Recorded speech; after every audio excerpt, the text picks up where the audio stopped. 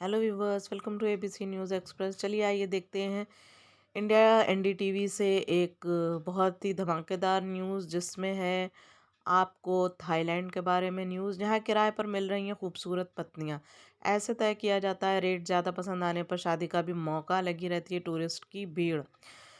Thailand दुनिया का एक प्रमुख पर्यटन स्थल है और दुनिया भर के पर्यटक इस देश के खूबसूरत समुद्र तटों को देखने आते हैं। हाल में एक किताब के सामने आने के बाद थाईलैंड में रेंटल वाइफ के चलन को लेकर एक नई बहस छिड़ गई है।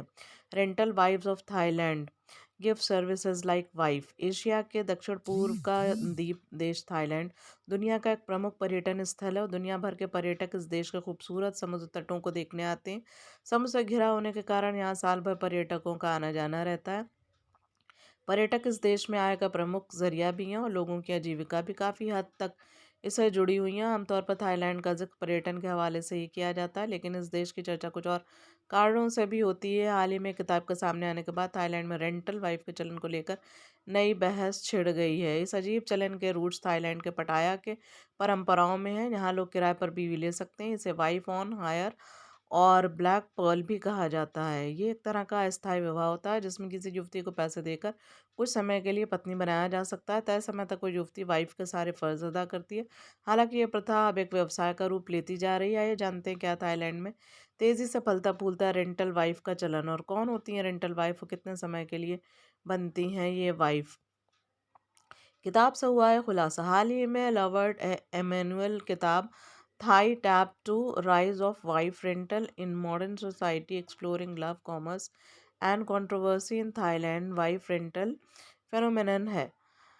इन्हें इस किताब के बारे में पूरी दुनिया ने बताया कि इस किताब में बताया गया कि थाईलैंड में पत्नी को किराए पर रखने की विवादास्पद प्रथा कैसे तेज़ी से अब बढ़ रही है और ये आय का एक प्रमुख स्रोत बनती जा रही है।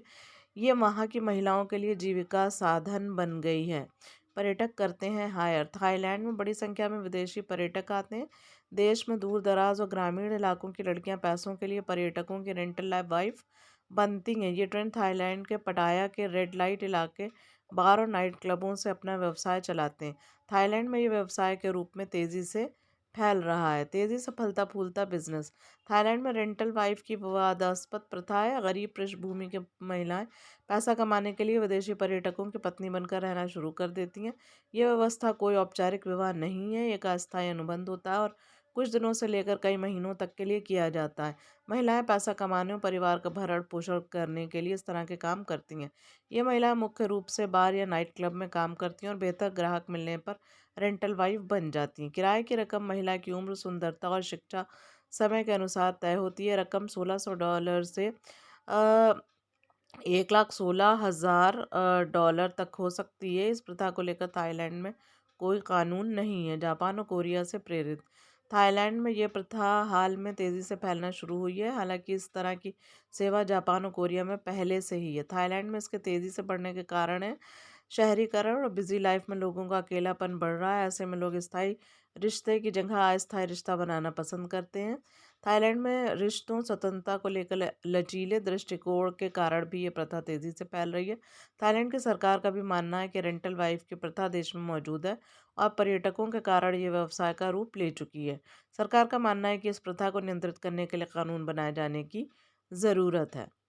तो आपने देखा देश दुनिया में कुछ इस तरह के भी देश होते हैं जहाँ अजीब गरीब तरह की प्रथाएं होती हैं। ऐसी और भी ताज़ा तरीन खबरें देखने के लिए इस चैनल पर बने रहें। चैनल को लाइक शेयर सब्सक्राइब करना ना भूलें। धन्यवाद।